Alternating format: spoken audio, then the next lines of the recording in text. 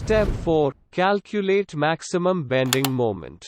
Bending moment निकालने के लिए हम बेसिक फॉर्मूला यूज करेंगे, यानी maximum bending moment equals WL square divided by 8, W for design load and L for effective length बस formula में पुट करना है। हमें मैक्सिमम बेंडिंग मोमेंट मिलता है 295.71 kilo Newton. That is 295.71 multiplied by 10 to the power of 6 Newton mm.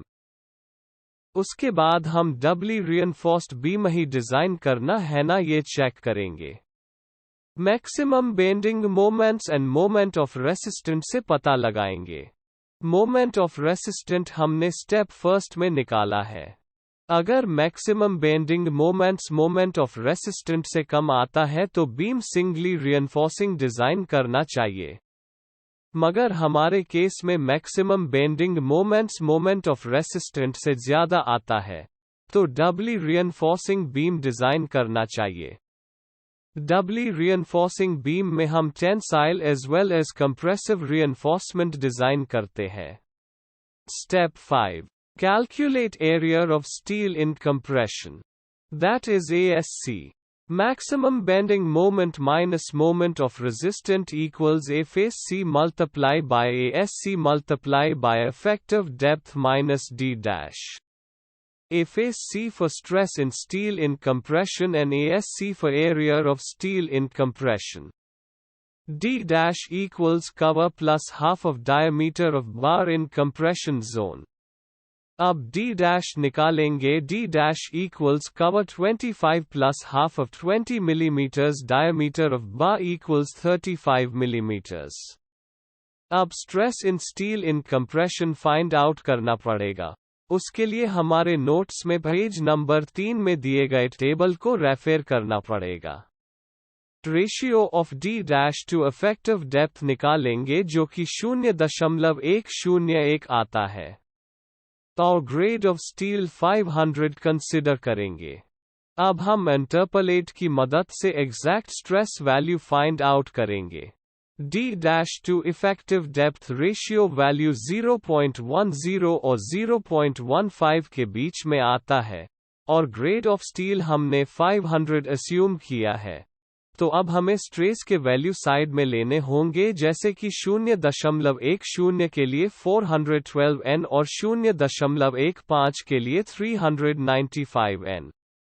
अब हमको depth ratio 0.101 के लिए एग्जैक्ट स्ट्रेस वैल्यू निकालना है।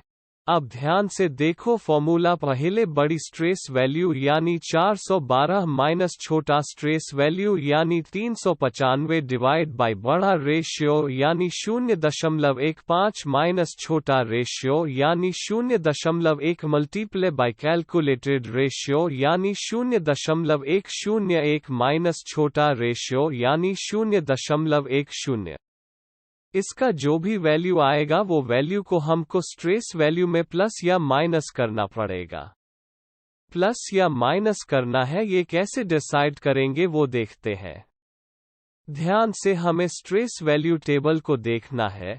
छोटा रेशियो में स्ट्रेस वैल्यू ज्यादा है और बड़ा रेशियो में स्ट्रेस वैल्यू कम है, यानी कि छोटा रेशियो से बड़े रेशियो तक स्ट्रेस वैल्यू कम हो रही है।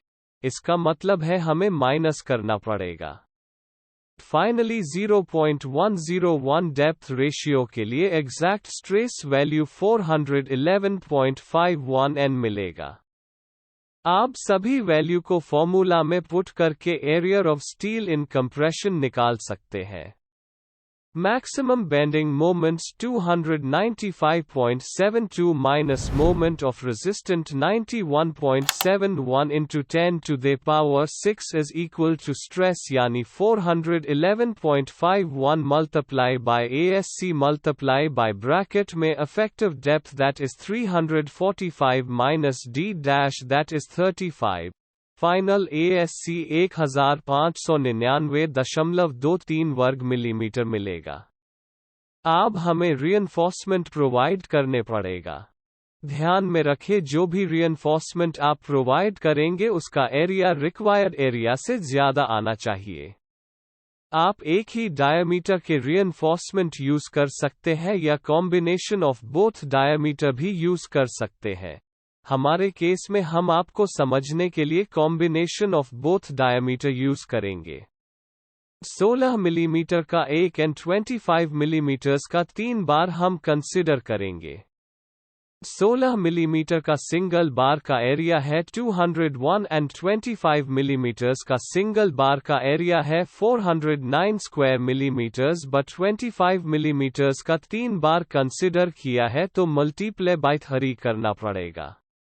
टोटल प्रोवाइडेड एरिया 1671 वर्ग मिलीमीटर आएगा जो कि रिक्वायर्ड एरिया से ज्यादा होना चाहिए। Step 6. Calculate area of tension steel.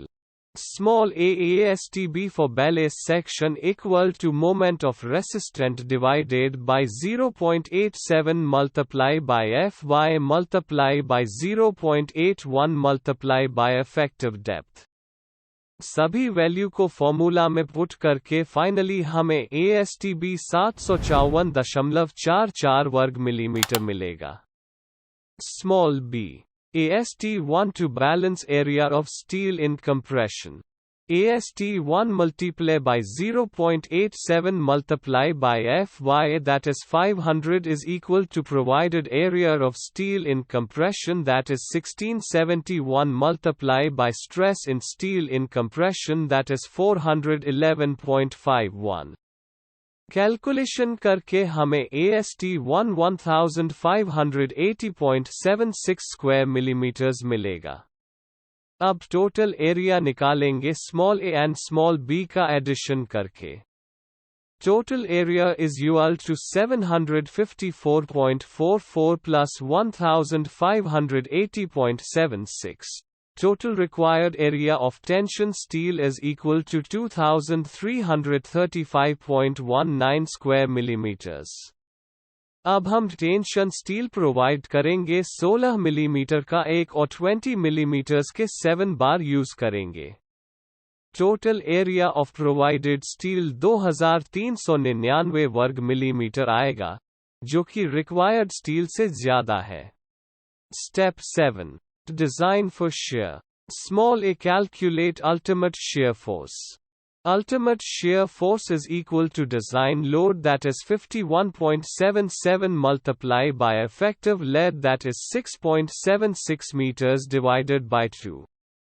Calculation करके final answer 174.98 kilo Newton मिलेगा। Just convert kilo Newton to Newton.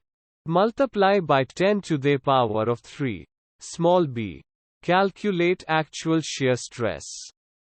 Actual shear stress is equal to ultimate shear force that is 174.98 multiply by 10 to the power of 3 divided by width that is 230 into effective depth that is 345.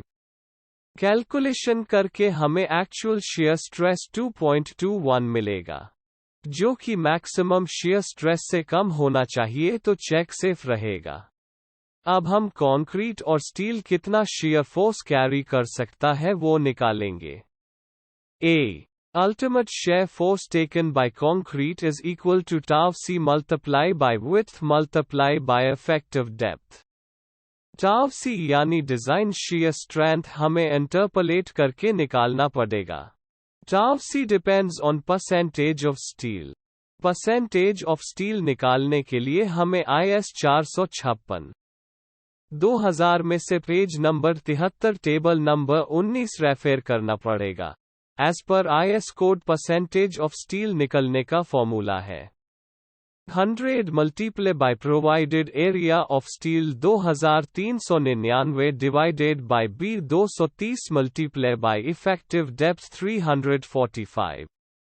Calculation करके final percentage of steel 3.02 मिलेगा। As per IS code percentage of steel 3.02 और उससे ज्यादा percentage के लिए और concrete grade 25 के लिए डिजाइन shear स्ट्रेंथ 0.920 लेना पड़ेगा। अब सभी वैल्यू को फॉर्मूला में पुट करके ultimate shear force taken by concrete 73.01 kilonewtons मिलेगा। अगर अल्टीमेट शियर फोर्स से ultimate shear force taken by concrete कम रहेगा तो ultimate shear force taken by steel निकालना पड़ेगा। हमारे केस में ultimate shear force taken by steel निकालना पड़ेगा। तो चलिए हम निकालते हैं। Ultimate shear force taken by steel is equal to ultimate shear force 174.98 minus ultimate shear force taken by concrete 73.01. Finally हमें ultimate shear force taken by steel 101.97 kN मिलेगा।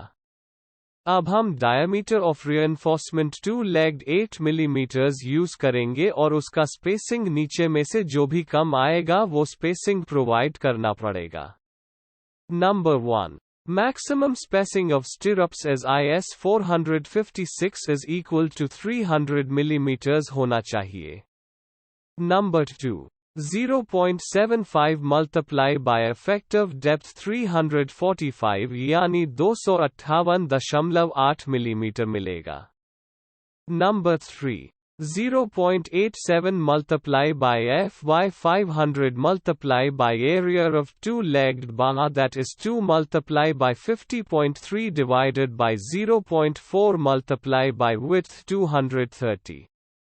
Calculation करके हमें फाइनल आंसर 475.7 मिलीमीटर मिलेगा।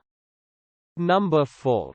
0.87 multiply by FY 500 multiply by area of two-legged bar that is 2 multiply by 50.3 multiply by effective depth 345 divided by ultimate shear force taken by steel that is 101.97। Calculation करके हमें final answer 148.1 millimetre मिलेगा। अब हमें सबसे छोटे value को spacing choose करना पड़ेगा, यानी कि फाइनल स्पेसिंग 148.1 मिलीमीटर रहेगा। सो लेट उस provide 2-legged 8 mm tor at 145 mm center to center। Step number 8. Beam schedule and sketches of reinforcement। Beam schedule बहुत इम्पोर्टेंट है जो कि साइट पर यही यूज करना पड़ता है। इसमें हमें beam number, beam size, bottom steel, top steel, shear reinforcement details देना होगा और लास्ट में हमें रीइंफोर्समेंट डिटेल्स ड्रॉ करने पड़ेगा। प्रैक्टिकली पॉइंट ऑफ व्यू सभी बीम का रीइंफोर्समेंट डिटेल्स ड्रॉ करने की आवश्यकता नहीं होती है। इसके लिए हम स्टैंडर्ड रीइंफोर्स्ड सेक्शन यूज करना पड़ता है। रीइंफोर्समेंट डिटेल्स से हमें शेड्यूल अच्छे तरीके से समझने में मदद होता है। आज हम यही रुकते हैं। नेक्स्ट वीडियो लेक्चर में हम नेक्स्ट टॉपिक कवर करेंगे।